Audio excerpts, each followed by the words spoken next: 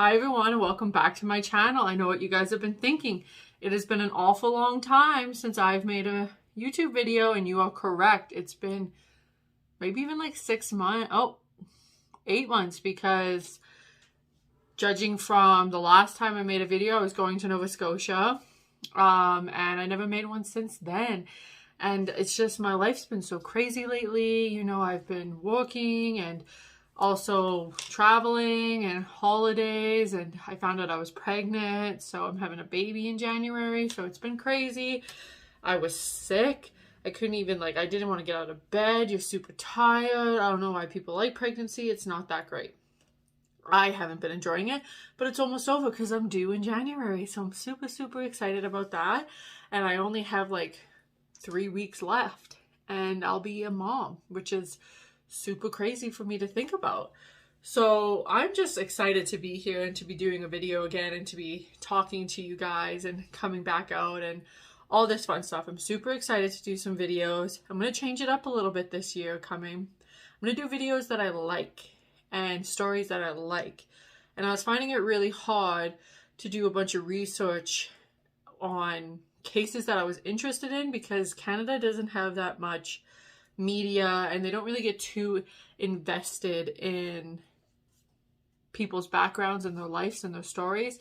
And it was daunting on me, and it was too much time and I didn't have time to do it. And then I felt like when I did do my videos, I wasn't doing them justice and I wasn't giving them my all. So now I'm just going to start getting into the videos. So today's a different one because it's not from Canada. It's going to be from the States, but it is a Christmas one. So I thought, since 'tis the season, we will do a Christmas story. And today's story is about a group of teenagers who went on a mass killing spree around Christmas, Christmas Eve, and Boxing Day, and how it affected the families and how it affected the people and what they did and why they did it. So let's jump right into the story, and we'll be calling this one The Christmas Joy.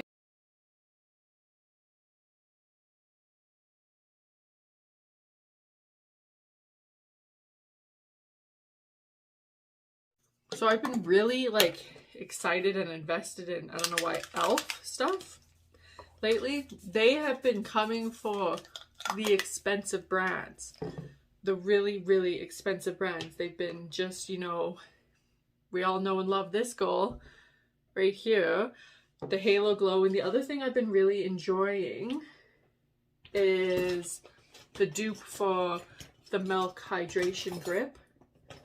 I just had it. 1 second. The story starts off in a small town of Dayton, Iowa. Just like every typical town around Christmas Eve, they were preparing for, beautiful Christmas.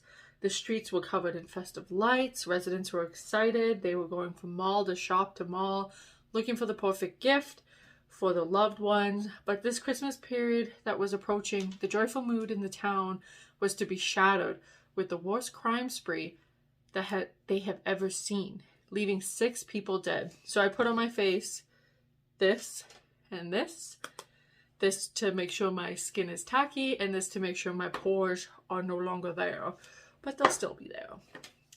So in the early hours of Christmas Eve, Lauren Taylor, who was 16, and her boyfriend Marvis Keene, 19, put in play a plan to rob a man named Taylor, who they told him that if you paid for sex with Taylor, then,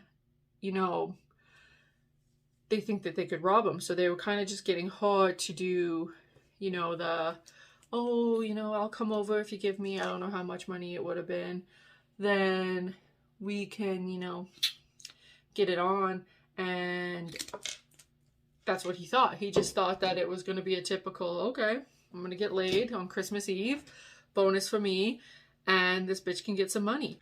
So now I put on the Halo Glow. The only thing I would say that I don't like about this product is the shade range. I do find it very dark, and I'm very light in the wintertime, but I only put it on the high points of my face, like an underline highlighter kind of thing, just to really brighten up those areas.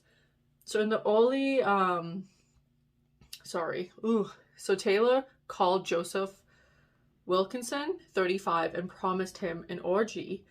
As part of the plan, the couple recruited a 20-year-old Heather Nicole Matthews, who had just been released from prison a few days ago. So we already know this girl, you know, obviously knows how to do time, knows how to run the system. So she's like, oh, free money and we get to rob someone? Pfft, say less, I'm about to get this going. My trusty foundation, I love this stuff. I've been going through so much, but there's no such thing anymore as drugstore prices. This is like $28 some places. I'm like, chill. I should just be shopping at Sephora, because damn. So Taylor said Book was tough as nails and an intelligent leader of the group, charming him into believing they'd have sex with him. The girls lured the general's motor worker back into his home. They went to Dayton's home and lashed him to the bed as Wilkinson was bound to the headboard of his bedroom with an electric cord. So they like tied him up with an electric cord to his headboard. The trio then scoured the house for anything that they could get their hands on.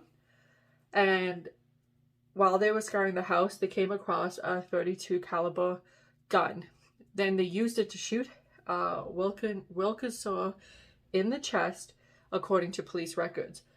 So she convulsed him and said, you know, let's go. They were going to try to get all, he thought he was going to have a nice threesome, get all kinky. Next question I have is it an orgy if there's only 3 people involved, or does it need to be more than that? I don't know. So they convinced him all this fun stuff that they were going to do, lashed him to the bed, and then all of a sudden this other dude shows up and shoots him, because that's what they do, I guess, on Christmas Eve.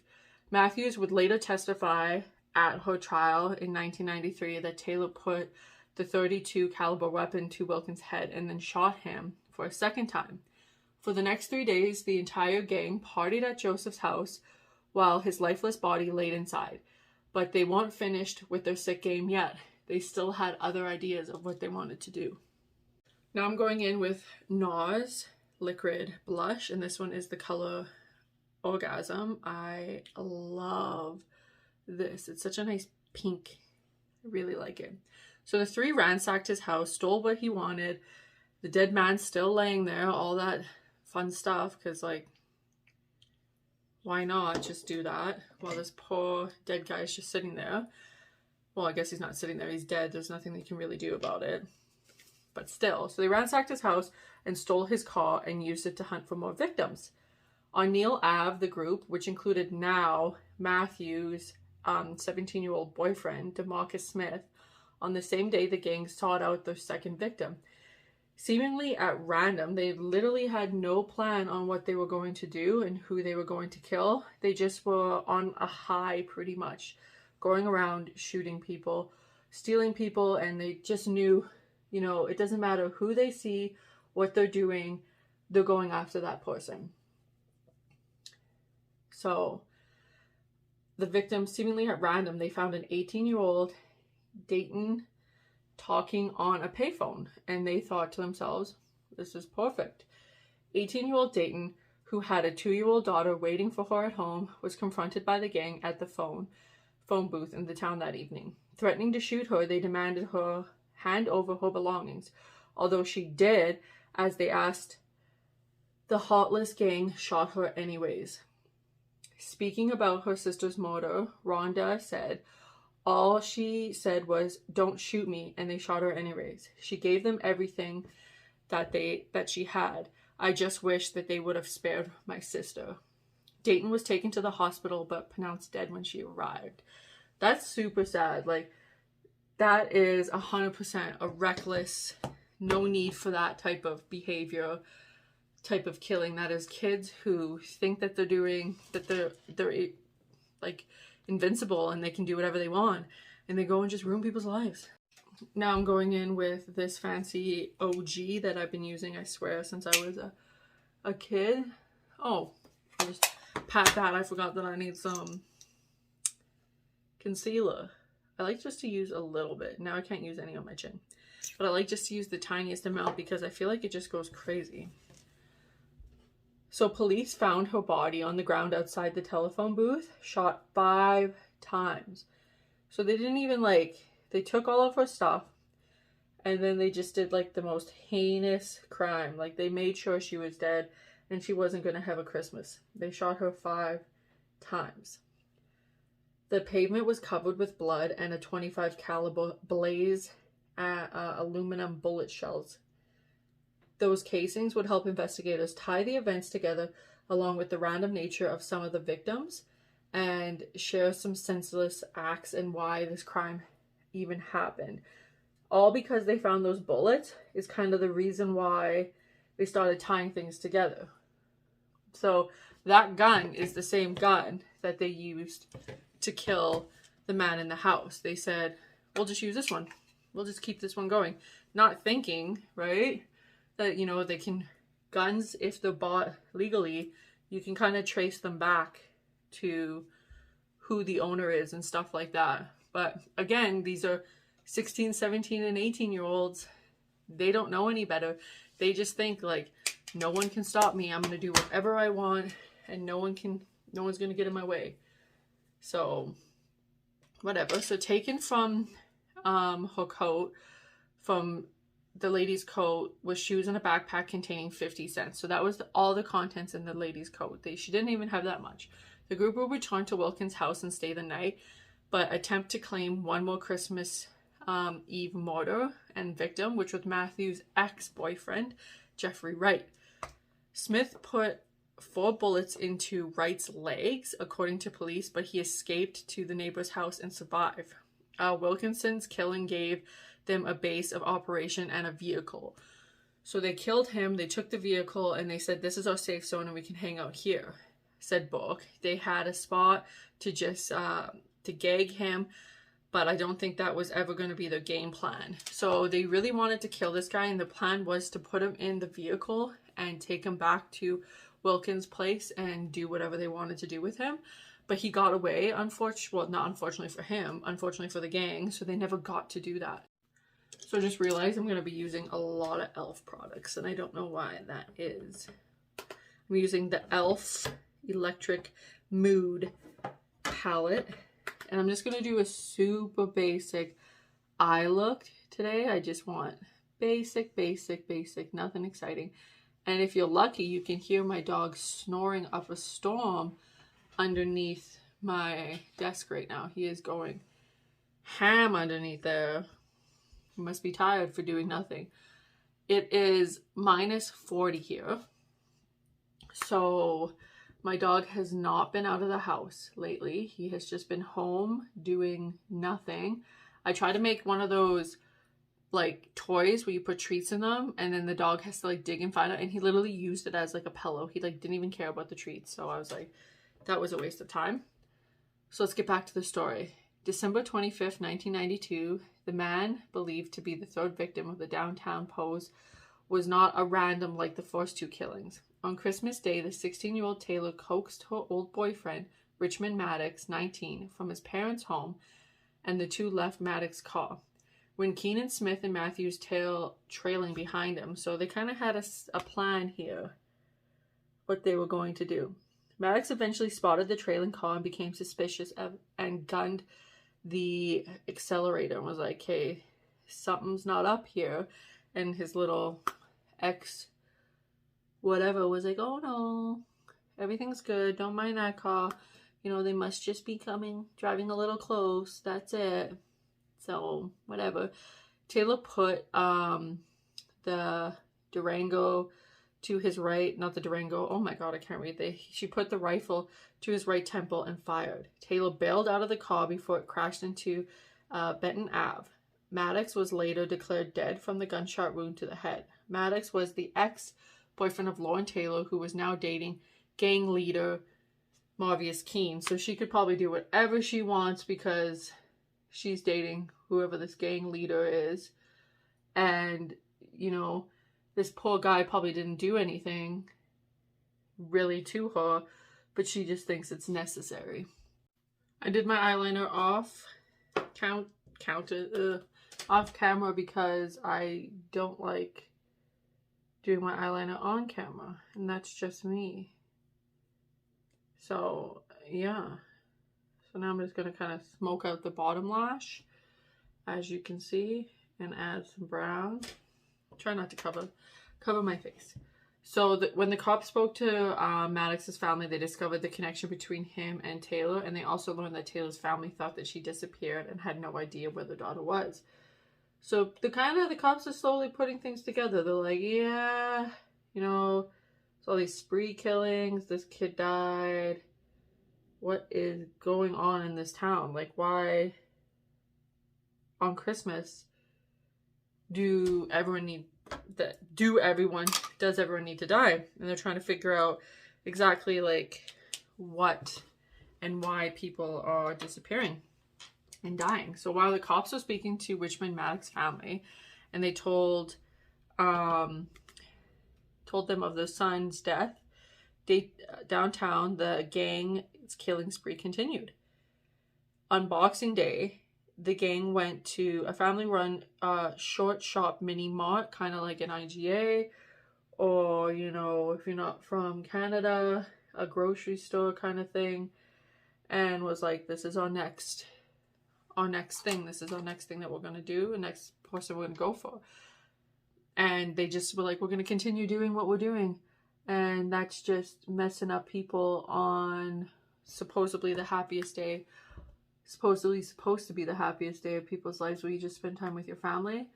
Let's ruin that for everyone. And we'll just see how it goes, which is, people are messed up. People are messed up. So they went to this mini mart on Boxing Day, and they went to the family-run mini mart and shot 38-year-old mom Sarah, who later died of her injuries. Just cause. Remember, all of these are just cause killings.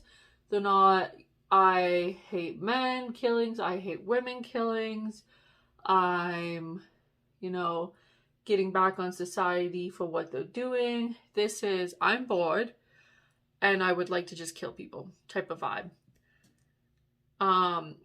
And then there was a young man behind the counter at the mini mart, the family-owned grocery store on West 5th Street, when Taylor walked in just to kind of case the place. Minutes later, Smith and Keene walked in, and Keene shot Abraham twice in the head.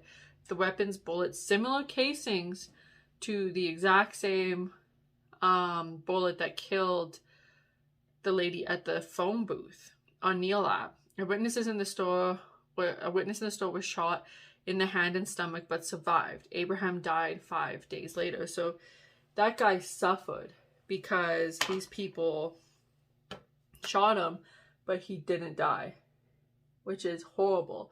So his family had to, you know, kind of watch this poor kid suffer. Now I'm gonna do my mascaras. Rare Beauty and this Maybelline one. I like them both. So this time they got away with $44. Well, again, this is 1992. So I don't know if $44 meant a lot to people back then, but that is not a lot. So now they're at $44.50. Moving around the city, the gang switched license plates on multiple stolen vehicles to elude the police.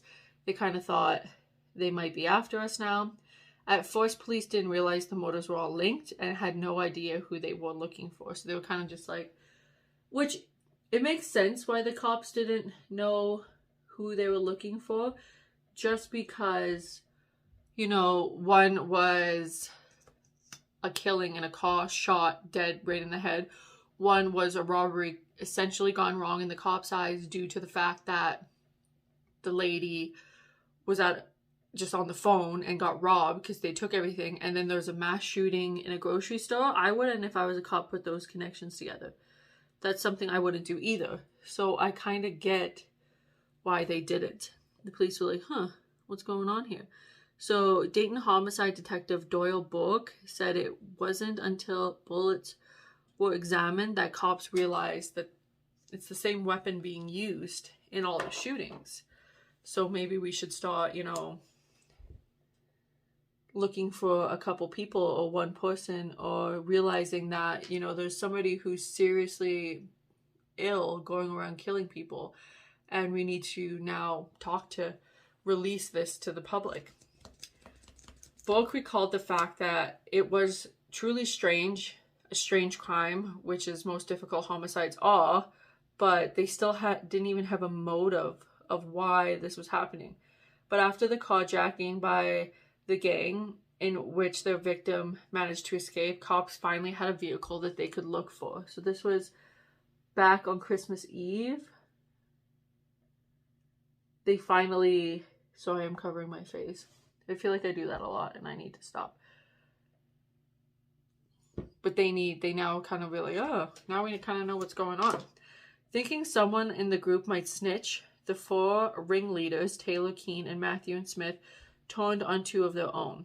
On the witness stand, Matthew said the group believed Wendy Correll, 16, and Martin Washington, 18, might implicate them in the previous deaths. So these guys were involved too, and they were thinking to themselves, these guys might snitch. They might snitch on us. So we're gonna have to, I'm gonna move and do some eyebrows. I'm gonna use the Essence brow thing and then this little bad boy, because I like these 2 duos, and this is a nice shade, I find, for me, because my hair is kind of blonde but also kind of not, and it's just like a nice easy, as you can see, I don't even like really try to fill them in that much because I got some big old bushy boys that are pretty thick. So after Abraham was killed, the crew picked up Correll and Washington and brought some beer and wine. You know, they're like celebrating. Woo! We just murdered a bunch of people on Christmas and Christmas Eve, and why not celebrate that? So they brought some beer and wine, and Keene was saying he had to urinate, so they pulled over to a gravel yard on Richley Drive. Smith and Keene ordered Correll and Washington out of the car, marched them behind a large pile, and executed them point blank. Because they're great people. So now I'm going to finish my face off with this really cute pinky blush. And then the OG Bunner Bronzer, you know and love her. So the bodies of the 2 who were just murdered would not be found until the individuals were in custody. I keep blocking you guys. I'm sorry. I'm sorry. I'm doing my best here. So they wouldn't be found until the trio or the 4 of them were in custody. Correll and Washington marked the 5th and 6th victims of the killing rampage. A woman airing up her tires at Salesman Ave gas station might have been the 7th, but she ran with her Dodge Shadow. She ran away when her Dodge Shadow was stolen by them because they wanted to switch vehicles and they didn't want to be seen in the same vehicle over and over again. Now that the fugitives and they're on the run and they're killing everyone that they fucking can, why not, right? A short time later, it's all the blush I need. A short time later, some 72 hours after the first killing, my neighbors are out doing something, so 24 hours after Daytona Police Sergeant John Hubert eyed a suspicious vehicle, the same Dodge Shadow on Cumula Ave, Smith, Keene, Matthews, and Taylor were inside. So this guy was like, this is the vehicle. My neighbor's daughter brought her 18 dogs. So just give me a second. So I'm going to go in with this. I think it's Essence Special. I like these lipsticks, but they're they're cheap, they're nice. I kind of just like to use it as like a liner in a sense. I do find them kind of 2003 chalky.